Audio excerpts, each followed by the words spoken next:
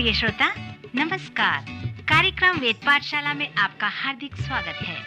इस कार्यक्रम में हम परमेश्वर के वचन का विस्तार पूर्वक अध्ययन किया करते हैं, जो आपकी आत्मिक उन्नति के लिए लाभदायक सिद्ध होगा।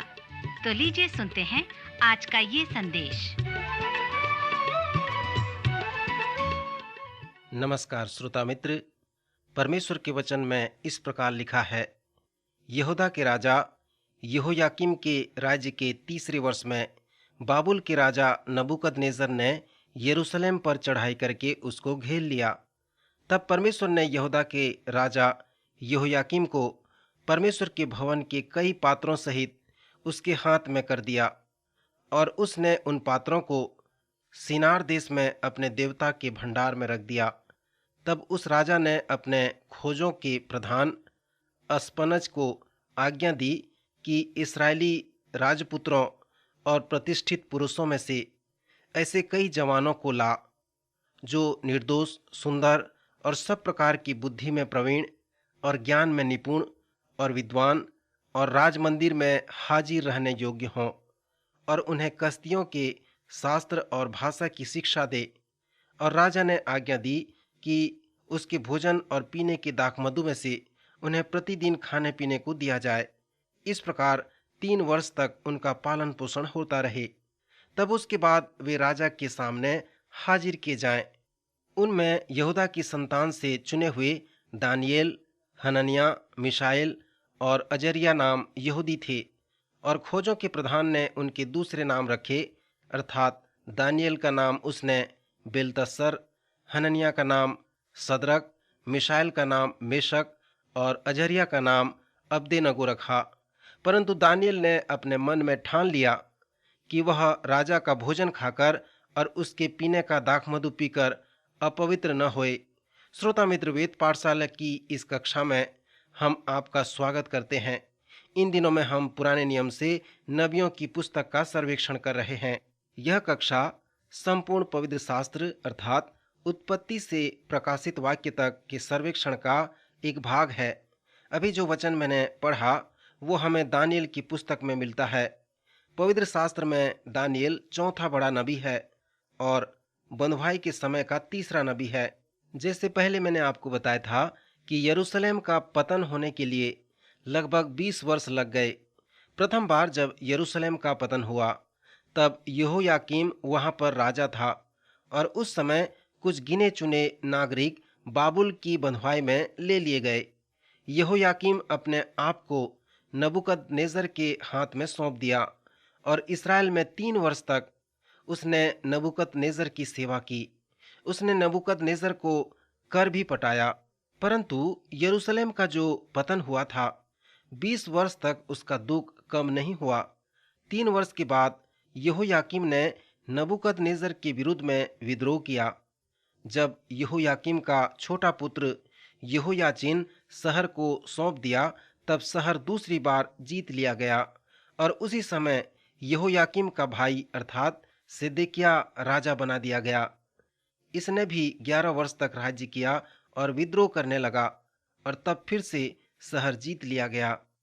यरूशलेम पर यह तीसरा विजय एक रूपकात्मक विजय था। शहर चौरस बन गया था। वृद्ध, बीमार व यिर्मयाह नबी को छोड़कर सभी नागरिक बाबुल की बंधुआई में ले लिए गए थे। दानियेल की पुस्तक में हम देखते हैं कि जब प्रथम बार यरूशलेम का पतन हुआ तब वह लगभग 14 वर्ष का था। बाबुल में अच्छे आचरण के महान लोग नहीं थे, परंतु जैसे मैंने विवरण पढ़ा कि कुछ खास लोग चुने गए थे, जैसे दानियेल और उसके मित्र। नबूकदनेस्सर ने अपने खोजों के प्रधान अस्पनज को आज्ञा दी थी कि मुझे राजपुत्रों और प्रतिष्ठित पुरुषों और ऐसे जवानों की आवश्यकता है जो सुंदर, निर्दोष, बुद्धि में प्रवीण और ज्ञान में निपुण हों। उसके कहने का तात्पर्य यह था कि मुझे कोई याजक या नबी या फिर कोई धार्मिक मनुष्य की आवश्यकता नहीं है, परंतु मुझे बुद्धि व ज्ञान से निपुण और अच्छे विद्यार्थी और सुंदर और निर्दोष और पवित्र हों, ऐसे जवानों की आवश्यकता है।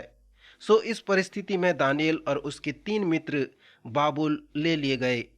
सो परमेश्वर की इच्छा से वे वहां पर अच्छे से रहे। 9 वर्ष के बाद यहेजकेल बाबुल में नहीं गया।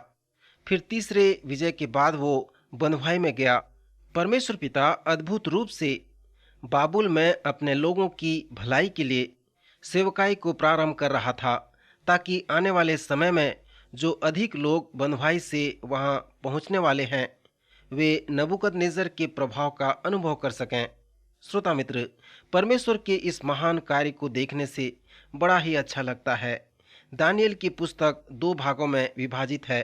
प्रथम 6 अध्याय ऐतिहासिक वृतांत का वर्णन करते हैं और अध्याय 7 से 12 भविष्यवाणी और प्रकाशन हैं। जब हम दानियल और यहेजकेल के विषय सोचते हैं, तब हम नए नियम के अंतिम पुस्तक प्रकाशित वाक्य के विषय में सोचते हैं। मैंने पहले भी बताया था कि यहेजकेल, दानियल और प्रेरित यूहन्ना ने जब इस भविष्यवाणी की पुस्तक को लिखा, अंतिम समय की बातों को लिखा, तब वे निर्वासित थे, अर्थात देश से बाहर थे। उन्होंने प्रकाशन के ग्रंथों को लिखा, जिसका अर्थ यह है कि उन्होंने हमें प्रकाशन व दर्शन की बातों को बता दिया, अन्यथा हम इन्हें नहीं जान सकते थे। उन्होंने भविष्य सूचक पुस्तकों को भी लिखा, जिसका अर्थ यह है कि उन्होंने हमें अंतिम समय के विषय में बताया है। दानियल की पुस्तक के 7वें अध्याय से 12वें अध्याय तक हमें अंतिम समय के विषय में अध्ययन मिलता है। यह भाग समझने में बहुत कठिन है, इसलिए यहेजकेल व प्रकाशित वाक्य की पुस्तक को समझना हमारे लिए कठिन हो जाता है। दानियल के प्रथम 6 अध्याय अंतिम 6 अध्यायों के जैसे नहीं हैं। प्रथम 6 अध्याय को आप सरलता के साथ समझ सकते हैं, क्योंकि इसमें ऐतिहासिक वृतांतों का वर्णन किया गया है और उन वृतांतों में अनेक आत्मिक आशीषें हैं। आप स्मरण रखें कि उन सभी ऐतिहासिक वृतांतों के लिए जो कुंजी पद पाया जाता है वो पहला कुरिन्थियों उसका 10वां अध्याय 11 पद में मिलता है, जहाँ पर लिखा है, परंतु ये सब बातें जो उन पर पड़ी दृष्टांत की रीति पर थीं, और वे हमारी चेतावनी के लिए जो जगत के अंतिम समय में रहते हैं लिखी गई हैं। जैसे ये नबी हमें ऐतिहासिक वृतांतों को देते हैं, तो वे हमें उदाहरण व चेतावनी भी देते हैं। दानियल की पुस्तक के प्रथम 6 अध्याय में आप उन उदाहरण व चेतावनियों को देख सकते हैं। आपको इसमें दोनों विषय बहुत स्पष्ट रूप से मिलेंगे। पवित्र शास्त्र में आपको लोगों के स्वभाव का धनात्मक और ऋणात्मक पहलू देखने को मिलेगा। नए नियम में जब आप उन स्वभावों को पढ़ेंगे तो आपको धनात्मक पहलू दिखेगा, परंतु पुराने नियम में आपको दोनों पहलू दिखेंगे। नए नियम में उनके पाप व उनके असफलता को स्मरण नहीं किया गया है, परंतु उनके समृद्धि व सफलता के विषय में वर्णन किया गया है। पुराने नियम में उनका आत्मिक जीवन उतार चढ़ाव का जीवन था। यद्यपि यह यूसुफ व दानियल के लिए सत्य नहीं है। दानियल और यूसुफ दोनों का ही स्वभाव पवित्र शास्त्र में पवित्र स्वभाव के रूप में जाना जाता है। दानियल का स्वभाव पवित्र शास्त्र के आधार पे पवित्र माना जाता है। जब वह 14 वर्ष का था तब वह बाबुल में गया था। वह बाबुल में अपना संपूर्ण जीवन प्रतिकूल स्वभाव में व्यतीत किया था। वह नबूकदनेस्सर व उसके पुत्र बेलशस्सर के समय में भी वह टिके रहा और जीवित रहा, और दारामादी और कुस्रू महान के समय में भी जीवन व्यतीत किया, और बाबुल द्वारा बंधुआई के संपूर्ण 70 वर्ष के समय तक वह जीवन व्यतीत किया। वह बहुत वृद्ध व दुर्बल हो गया था, परंतु उसने उनके बंधुआई से वापस आने को देख सका। यद्यपि दानियल उस समय 14 वर्ष का था, फिर भी यह उसका कार्य था जिसने लोगों की अगुवाई की कि कैसे वे बंधुआई का सामना कर सकें। उसने बहुत ही अलौकिक रूप से बंधुआई का सामना किया। श्रोता मित्र, दानियल यहूदा के लोगों और मेरे व आपके लिए एक अच्छा उदाहरण है। रोमियो का 12वां अध्याय कहता है, इस संसार के सदृश न बनो, परंतु तुम्हारी बुद्धि के नए हो जाने से तुम्हारा चाल चलन भी बदलता जाए। नए नियम के समय के विश्वासियों के लिए यह उपदेश है। यही बात दानियल के लिए भी सत्य है। जब वह बाबुल में गया, उस समय वह 14 वर्ष का यहूदी लड़का था। उसे बाबुल के विद्यालयों में नबूकदनेस्सर के जैसे बुद्धिमान लोगों के द्वारा सिखाया और पढ़ाया गया, ताकि एक दिन वह बाबुल का एक बुद्धिमान व्यक्ति बन सके। सबसे पहले दानियल को बढ़िया, स्वादिष्ट व पौष्टिक भोजन देने को कहा गया, ऐसे भोजन जो वहाँ का राजा खाया करता था। परंतु वह भोजन एक ऐसा भोजन था जो यहूदी जवानों को खाने के लिए अपवित्र था। फिर वचन में हम पढ़ते हैं कि दानियल ने अपने मन में ठान लिया कि वह राजा का भोजन खाकर और दाख मधु पीकर अपवित्र न होए। उन सभी यहूदी जवानों का जो नाम था परमेश्वर से संबंधित, उन सभी का नाम का अर्थ था। यदि किसी के नाम के अंत में एल आता हो तो उसका मतलब यह था कि परमेश्वर के साथ उसका कुछ विशेष अभिप्राय है, क्योंकि परमेश्वर के लिए इब्रानी जो शब्द था वो एल था। वह एक वचन में एल कहलाता है और बहुवचन में एलोहिम कहलाता है। सो जैसे आपके पास इस प्रकार का नाम है, जैसे दानियल, मिशाएल, तो आप जान लें कि उस नाम के साथ परमेश्वर कुछ करना चाहता है। दानियल नाम का अर्थ है परमेश्वर मेरा न्याय है। मिशाएल का अर्थ है परमेश्वर के जैसा कौन है। और यदि किसी का नाम का अंत या से होता था तो वह नाम भी यहोवा को प्रकट करता है, क्योंकि परमेश्वर के लिए जो अलग शब्द है वो है यहोवा। हनन्याह का अर्थ है यहोवा उसके पक्ष में था, अर्थात जिस दिन वह जन्मा यहोवा उसके पक्ष में था। फिर अजरिया का अर्थ है यहोवा द्वारा सहायता प्राप्त किया हुआ। सो पहला कार्य जो बाबुल के लोगों ने उनके साथ किया वो यह था कि उन्होंने उनका नाम बदल दिया। दानियल का नाम बेलतस्सर रखा, जिसका अर्थ था बाल उसके जीवन की रक्षा करे। वह गैर यहूदी ईश्वर था। उसके पहले नाम का अर्थ था यहोवा उसका न्याय है। वो परमेश्वर से प्रार्थना कर रहा है कि वह जो न्यायी परमेश्वर है बंधुआई में उसकी रक्षा करे। परंतु यहाँ पर उसके नाम को बदलकर बेलतस्सर रख दिया गया, जिसका अर्थ है बाल उसके जीवन की रक्षा करे। वे दानियल के लिए यह प्रयत्न कर रहे थे कि वह बाल पर विश्वास करे कि वह बाल के सुरक्षा के अधीन है। मिशाएल का नाम बदलकर मेशक रख दिया गया। मेशक भी बाबुल का एक देवता है। फिर हनन्याह का नाम बदलकर सदरक रखा गया और वह बाबुल के चांद देवता का नाम है। फिर अजरिया नाम को बदलकर अब्देनगो रखा गया, जिसका अर्थ है बाबुल के देवता के दास की बुद्धि। मित्र, आप यहाँ पर देखें कि प्रारंभ में ही नबूकदनेस्सर उन्हें कहता है कि हम तुम्हें बाबुलवासी बनाना चाहते हैं। और यहाँ पर ये चार जवान हमारे लिए एक सुंदर उदाहरण हैं। वो चारों किशोर नबूकदनेस्सर और संपूर्ण बाबुल के लोगों के समक्ष खड़े होकर कहते हैं, तुम लोग हमें बाबुलवासी नहीं बना सकते, पर हम तुम्हें विश्वासी बना सकते हैं।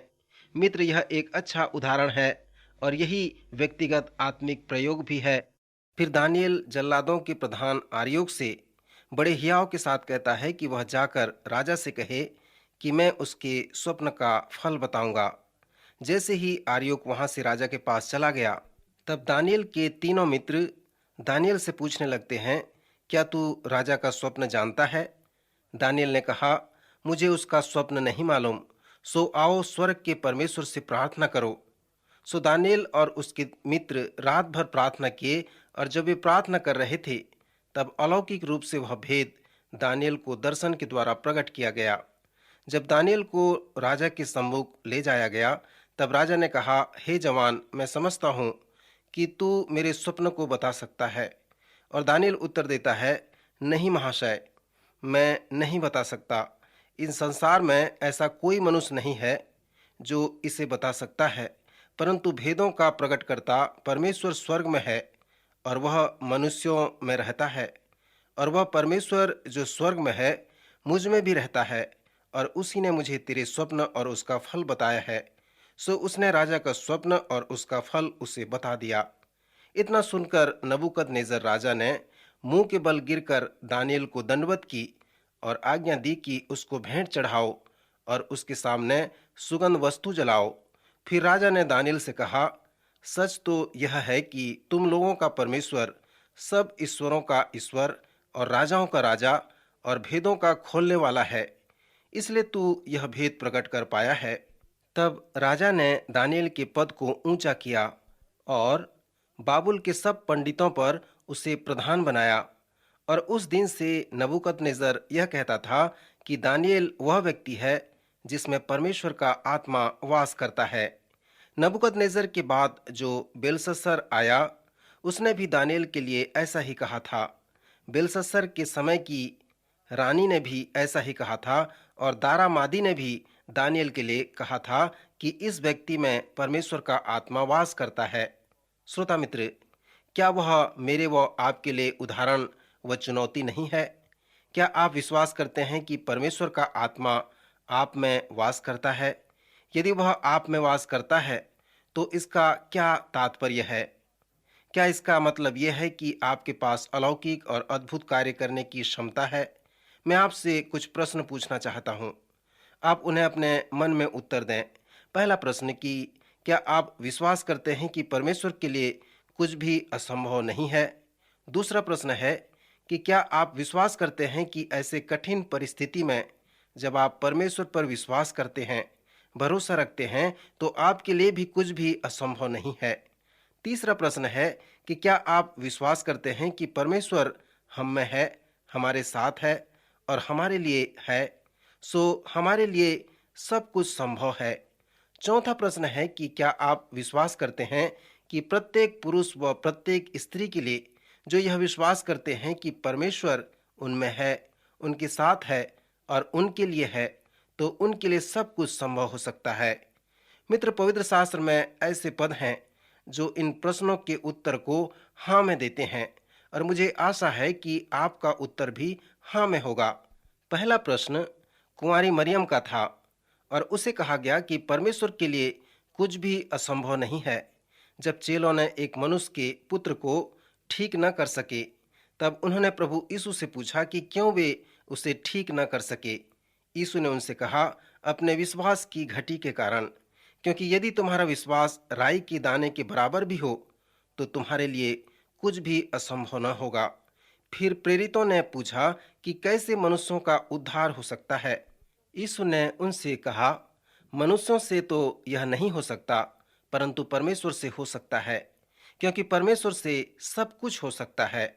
जब वह मनुष्य जिसका पुत्र बीमार था, प्रभु यीशु से कहा, यदि तू कुछ कर सकता है तो हम पर तरस खाकर हमारा उपकार कर। यीशु ने उससे कहा, यदि तू कर सकता है, यह क्या बात है? विश्वास करने वालों के लिए सब कुछ हो सकता है। यदि आपके साथ असहनीय व असंभव जैसी समस्या कभी हुई हो तो यह जानकर मुझे आश्चर्य होगा। एक दिन मैंने एक व्यक्ति से पूछा, क्या आप कभी असहनीय व असंभव जैसी समस्या का सामना किए हैं? और उसने कहा, जी हाँ, प्रत्येक सुबह जब मैं नाश्ते की मेज पर बैठता हूँ, उसके बाद मुझे इस प्रकार की समस्या का सामना करना पड़ता है। श्रोता, शायद आपको भी इस प्रकार के संकट की अवस्था का सामना करना पड़ता होगा। पिछले चरण में हमने दानियेल नबी को भी इस संकट की अवस्था में छोड़ा था। उसके पास इसी प्रकार की समस्याएं थीं, परंतु उसने उस समस्या को देखकर पीछे नहीं हटा। दानियेल और उसके तीनों मित्र और जो बुद्धिमान लोग उन्हें प्रशिक्षित कर रहे थे, नबूकदनेस्सर की आज्ञा के आधार पे उन सब की हत्या होने वाली थी। वे सब नाश किए जाने वाले थे। सो दानियेल की समस्या असहनीय थी। जब नबूकदनेस्सर ने कहा कि मुझे मेरे स्वप्न के साथ उसका फल भी बताओ, सो दानियेल के लिए यह असंभव था। पर इसके पहले कि वह राजा के सामने गया, उसने एक प्रार्थना सभा का आयोजन किया और उसने प्रार्थना की कि परमेश्वर उस असंभव को संभव करे। श्रोता मित्र, आप देख सकते हैं कि दानियेल क्यों हमारे लिए एक बड़ा उदाहरण है। इस पुस्तक में 5 आश्चर्य कर्म बताए गए हैं जो उस अलौकिक सत्य को प्रकट करते हैं, और वो 5 आश्चर्य कर्म नबूकदनेस्सर के स्वप्न का दर्शन, अनुवाद व फल हैं। आग की भट्टी से दानियेल के तीनों मित्रों का बचना, राजा के स्वप्न का प्रकाशन व अनुवाद है। फिर सिंहों की मान में जब दानियेल को डाल दिया गया, तब परमेश्वर ने अपना दूत भेजकर दानियेल को सिंहों के मुंह से उसे बचा लिया। फिर मनुष्य के हाथ की सी उंगलियां निकलकर दीवट के सामने राजमंदिर की भीत के चूने पर कुछ लिखने लगी और इसे राजा देखकर भयभीत हो गया। सो ये 5 आश्चर्य कर्म दानियेल की पुस्तक में हैं जो हमें दानियेल के विषय में बताते हैं। स्मरण रहे कि दानियेल यहाँ पर न केवल हमें विश्वास को दिखा रहा है, परंतु एक ऐसा विश्वास जो बाबुल की बंधुआई के समान हो सकता है। दानियल ने बाबुल के रणभूमि जैसे कार्यक्षेत्र में अपना संपूर्ण जीवन व्यतीत किया था। एक तरह से देखा जाए तो यशाया व यर्मिया के जैसे दानियल नबी नहीं था। वह एक अगवा, प्राचीन या याजक की तरह था, जो परमेश्वर के लोगों को बाबुल में रहते थे उन्हें विश्वास में बनाए रखता था। आइए कुछ बिंदुओं को बताऊं जिसे दानियल यहूदा के लोगों को बताया कि बाबुल की बंधुआई में उन्हें कैसे जीवन बिताना है। श्रोता मित्र, दानियल परमेश्वर की सामर्थ पर विश्वास करता था और इसलिए वह नबूकदनेस्सर के सामने खड़ा हो सका। दानियल ने राजा से कहा, तेरे स्वप्न के भेद को प्रकट करने वाला मैं नहीं, परंतु प्रकट करता परमेश्वर है। फिर उसने कहा कि परमेश्वर मनुष्यों में रहता है और वह सच्चा और जीवित परमेश्वर है। वो मेरे साथ है, इसलिए उसने मुझे यह क्षमता दी है कि मैं उसमें होकर असंभव को संभव कर सकूं, अलौकिक आश्चर्य कर्म कर सकूं। श्रोता, दानियल सचमुच में परमेश्वर की सामर्थ पर विश्वास करता था। वह प्रार्थना की सामर्थ पर भी विश्वास किया करता था। उन 5 अद्भुत कार्यों के द्वारा हम जान सकते हैं कि दानियल के जीवन में प्रार्थना का स्थान कितना महत्वपूर्ण था। इन अद्भुत कार्यों के द्वारा दानियल सभी परीक्षा व विपत्ति से जय प्राप्त कर सका। सो पवित्र शास्त्र में स्वभाव आधार पे इसके द्वारा दानियल का स्वभाव पवित्र था। परमेश्वर की सामर्थी उपस्थिति दानियल में रहने के कारण नबूकदनेस्सर द्वारा वह सम्मानित किया गया और उसने दानियल का पद ऊंचा किया। सो बाबुल प्रांत में जितने अधिपति, पंडित और उच्च पद वाले थे, दानियल से जलन रखते थे। फिर 6वें अध्याय में हम आगे के वृतांत को देखते हैं। जब अध्यक्ष और अधिपतियों ने देखा कि हमसे अधिक दानियल को प्रतिष्ठा मिल रही है, तब वे दानियल के विरुद्ध में दोष ढूंढने लगे कि वे उसे मरवा डालें। जैसे आप इस पुस्तक के प्रथम 6 अध्यायों को पढ़ते हैं तो उन अलग अलग राजाओं पर ध्यान करें। इन राजाओं के द्वारा ही हम ऐतिहासिक समय की घटनाओं को जान सकते हैं। पहले 4 अध्याय में नबूकदनेस्सर राजा था और अध्याय 5 में नबूकदनेस्सर का पुत्र बेलशस्सर राजा था और फिर 6वें अध्याय में दारामादी राजा हुआ। श्रोता, जब आप इन राजाओं के समय व काल को देखेंगे तो दानियल की पुस्तक के प्रथम 6 अध्याय में इतिहास के उन 70 वर्ष के समय को पूरा होते हुए देखेंगे। इस प्रकार 6वें अध्याय में देखते हैं कि अध्यक्ष और अधिपति दानियल के विरुद्ध दोष ढूंढने लगे, परंतु वह तो विश्वास योग्य था। वे उसके कार्यों में कोई भी ऐसा अपराध या दोष न पा सके। तब वे सब राजा के पास उतावली से आए और आपस में सम्मति करके राजा से कहे कि हे राजा, ऐसी आज्ञा दे कि 30 दिन तक जो कोई तुझे छोड़ और किसी मनुष्य व देवता से विनती करे वह सिंहों की मान में डाल दिया जाए। सो दारा राजा ने उनके कहे अनुसार उस आज्ञा पत्र पर हस्ताक्षर कर दिया। दानियल, जो परमेश्वर का विश्वास योग्य जन था, दिन में 3 बार अपने परमेश्वर के सामने घुटने टेक कर प्रार्थना व धन्यवाद करता था। सो उन अधिपतियों के लिए यही एक तरीका था जिससे वे दानियल को फंसाकर सिंहों की मान में डालकर मार देना चाहते थे।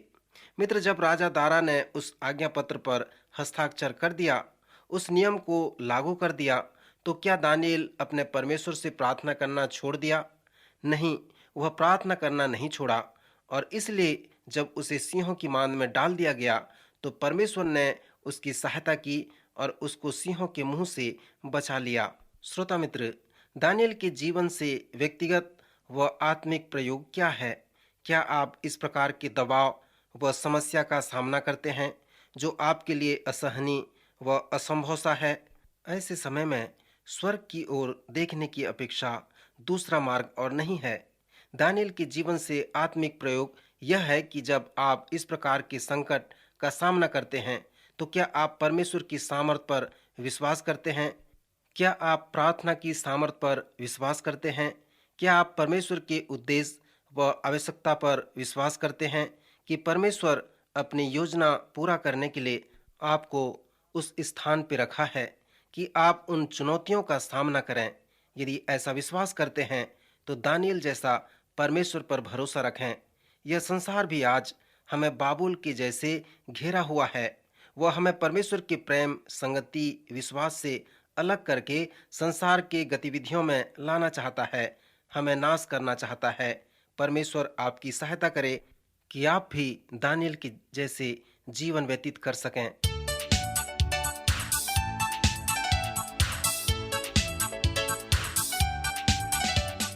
प्रिय श्रोताओं, अभी आप सुन रहे थे हमारा ये कार्यक्रम वेद पाठशाला।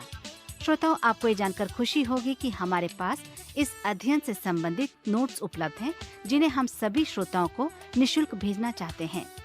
यदि आप इसे प्राप्त करना चाहते हैं तो हमें इस पते पर लिखें। हमारा पता है कार्यक्रम Ved Pathshala, radio Vishwavani, post box number 317, Lucknow 226001, Uttar Pradesh. हमारा पता एक बार फिर सुन लीजिए। कार्यक्रम Ved Pathshala, radio Vishwavani, post box number 317, Lucknow 226001, Uttar प्रदेश।